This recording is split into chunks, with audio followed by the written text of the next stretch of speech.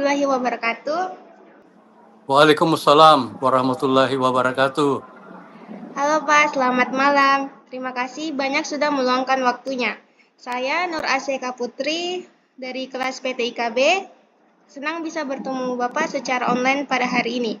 Dengan tujuan untuk mewawancara Bapak dengan topik demokrasi pemilihan langsung apakah masih relevan dengan sila keempat Pancasila, yaitu Ya, kerakyatan yang dipimpin oleh hikmat kebijaksanaan dalam permusyawaratan perwakilan. Mungkin sebelum masuk ke pertanyaan, boleh Bapak memperkenalkan diri terlebih dahulu? boleh ya.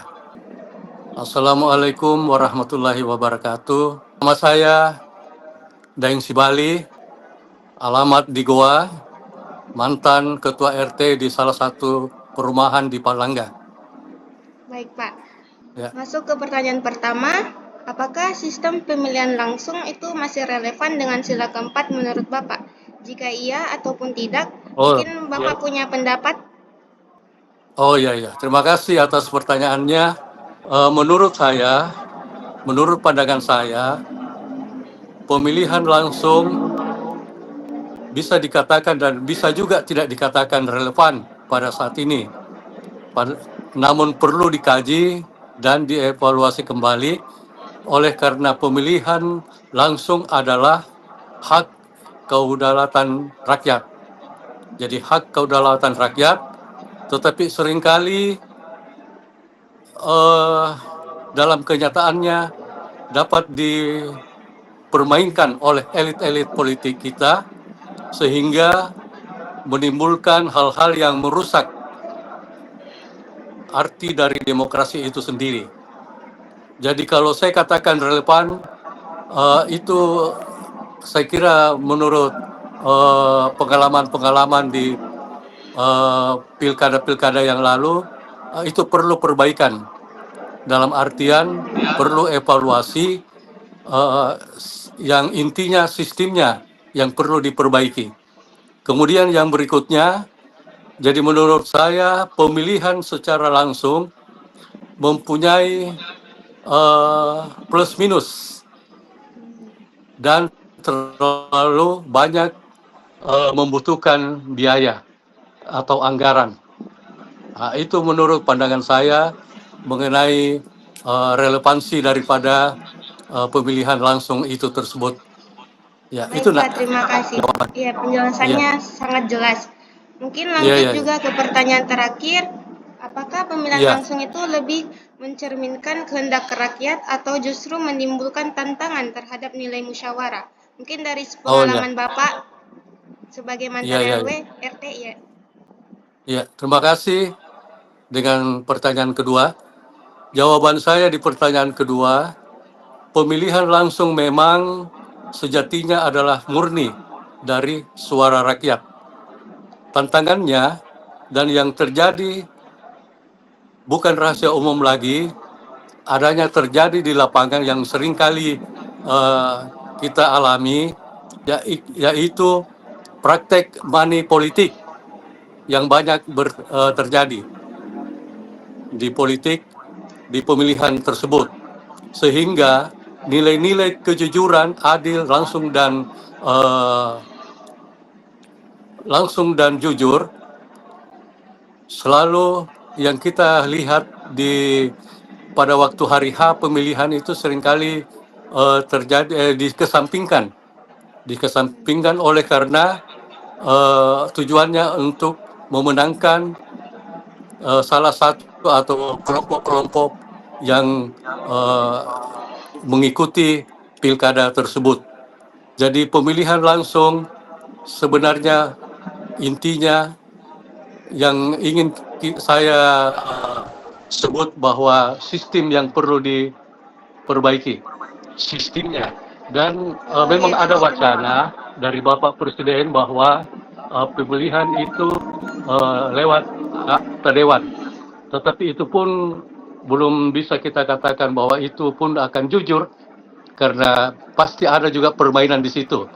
Oleh karenanya saya lihat di sini untuk mengatakan bahwa masih relevan dengan Pancasila yang keempat, musyawarah mufakat itu, sebenarnya tergantung daripada sistemnya itu bagaimana, dan itu akan perlu diperadakan perbaikan. Barangkali demikian jawaban saya, Nak. Oh Terima iya. kasih. Terima kasih Pak atas jawabannya dan pandangannya. Semoga penjelasan Bapak ini bisa menjadi tambahan wawasan bagi kami. Terima kasih banyak Pak atas waktunya juga. Wassalamualaikum warahmatullahi wabarakatuh. Ya, terima kasih sama-sama. Waalaikumsalam warahmatullahi wabarakatuh. Assalamualaikum Pak. Ya, selamat sore. Bisa minta waktunya dulu Pak? Sedikit. Oh, ya. Perkenalkan, saya Nur Aseka Putri, mahasiswi dari Universitas Negeri Makassar, jurusan Pendidikan Teknik Informatika dan Komputer. Mungkin tujuan saya hari ini itu untuk wawancara Bapak tentang pemilihan langsung apakah masih relevan dengan sila keempat Pancasila. Baik. Mungkin sebelum itu Pak boleh perkenalkan diri terlebih dahulu dengan profesinya Pak. Baik, nama saya Nusran Fajar, dosen LB di Fakultas Syariah dan Hukum Al-Azhar Makassar, sekaligus advokat, sekaligus pengacara. Itu terus terkait pertanyaan tadi, apakah masih relevan mengenai demokrasi pemilihan langsung? Untuk saat ini itu tidak dianggap sepenuhnya relevan atau tidak. Masalahnya adalah contoh ya, anggota dewan itu mengeluarkan uang untuk pemilihan, bahkan membeli suara. Itu pendidikan politik yang salah.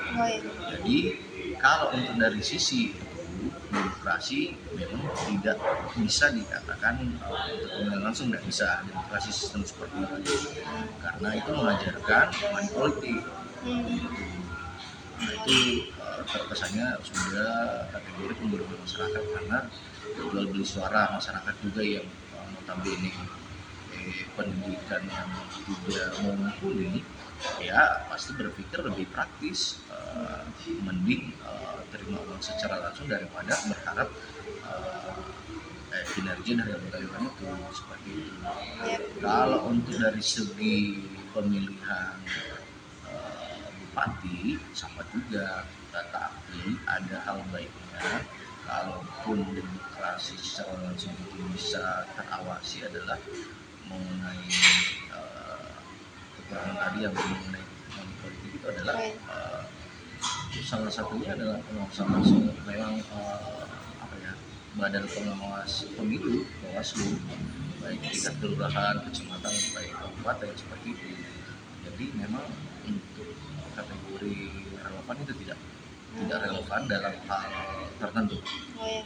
Seperti itu, karena cederanya demokrasi langsung itu adalah money politik itu, kecuali pemerintah punya formulasi tersendiri mengenai bagaimana pengawasan penyaluran dana kampanye, bahkan beli suara itu tidak bisa diawasi secara langsung, berat dibuktikan karena banyak modus, apakah buat transport, apakah gimana, yang jelas meskipun modus seperti itu masyarakat itu akan terima adanya pendidikan politik di situ seperti itu. Jadi relevan atau tidak demokrasi itu tergantung dari situasi dan kondisinya. Apakah kalau di daerah perkotaan ya bisa saja karena tingkat pendidikan yang sudah ke atas kan. Kalau di perkampungan, pedesaan, di daerah yang pelosok itu tidak berpikir jangka panjang lagi, dia berpikir ya dia terima langsung seperti itu. Mungkin ada upayanya Pak supaya relevan? Upayanya mengenai demokrasi relevan secara langsung ini untuk lebih relevan adalah pengawasan.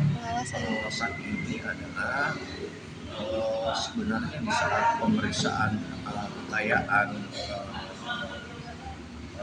calon, apakah anggota dewan atau dari gubernur, itu pemeriksaan keuangannya itu kan ada dana cash dengan apa gitu. Cuma pemerintah tidak bisa secara langsung mengontrol uang sponsor gitu kan. Biasanya calon itu punya sponsor, jadi tidak bisa juga jalur keluarnya uang itu semata-mata dari calon, tidak bisa.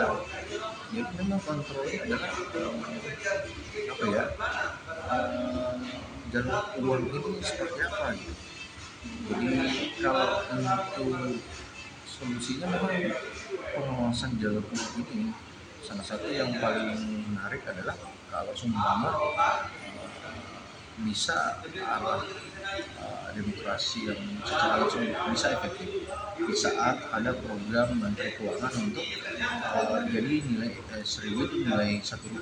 Jadi orang yang menerima uang yang memang mempersiapkan 5 tahun sebelumnya untuk mencalonkan apakah calon anggota dewan atau gubernur itu bisa kelambatan uang yang disimpan, karena uang yang disimpan sendiri itu tidak bisa terdata oleh pemerintah seperti itu.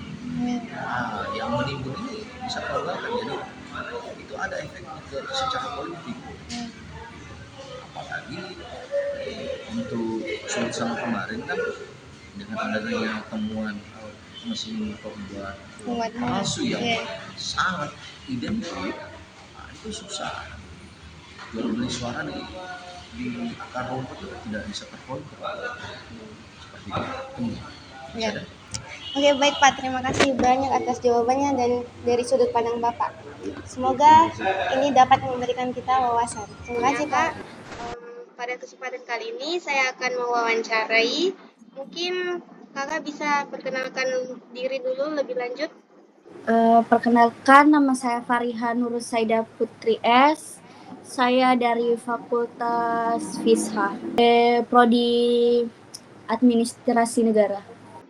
Mengenai demokrasi sistem pemilihan langsung, apakah masih relevankah dengan sila keempat Pancasila? Sila keempat, menurut saya itu sila keempat kan kekuasaannya itu berasal dari rakyat, namun tidak dijalankan secara emosional atau keputusan atau sepihak. Pokoknya keputusan politik harus diambil melalui musyawarah, yaitu proses diskusi yang mengutamakan akal sehat, pertimbangan moral, kepentingan bersama, dan bukan kepentingan kelompok atau individu tertentu. Menurut Kakak juga tuh, kita sebagai mahasiswa, gimana sih peran kita supaya demokrasi pemilihan langsung lebih berjalan dengan baik dan sesuai dengan nilai permusyawaratan? Sebagai mahasiswa, kita harus meningkatkan literasi politik, mengedukasi lingkungan sekitar, dan berpartisipasi dalam forum-forum musyawarah kampus seperti bergabung dengan senior-senior. Kita juga menjadi pengawas moral demokrasi. Kita sebagai mahasiswa harus melapor jika ada pelanggaran atau politik yang memanipulasi suara. Jadi kita ini mahasiswa harus selalu ikut aksi begitu. Kita harus melawan pihak-pihak yang menjajar kita. Karena kalau bukan kita lagi nih sebagai mahasiswa, siapa lagi? Terima kasih Kak atas jawabannya yang sangat jelas ini. Mungkin bisa bermanfaat untuk orang-orang. Halo, selamat malam Kak. Terima kasih banyak sudah meluangkan waktunya untuk diwawancara pada hari ini. Saya Nur Asyika Putri, senang bisa bertemu Kakak secara online hari ini. Sebelum itu, boleh Kakak perkenalkan diri dulu lebih lanjut? Baik, perkenalkan nama saya Amelia Suci Darmawati dari Fakultas Psikologi Angkatan 2025. Kalau dalam konteks demokrasi pemilihan langsung, kita kan mahasiswa ya. Bagaimana mahasiswa bisa berperan aktif, menjaga agar prosesnya tetap sejalan dengan nilai-nilai sila keempat Pancasila? Nah, jadi peran kita tuh sebagai mahasiswa di sini tuh pasti banyak sekali Kak. Terus kayak besar juga tanggung jawab atau di sini tuh kita sebagai mahasiswa itu harus menggunakan hak pilih kita secara rasional dan kritik.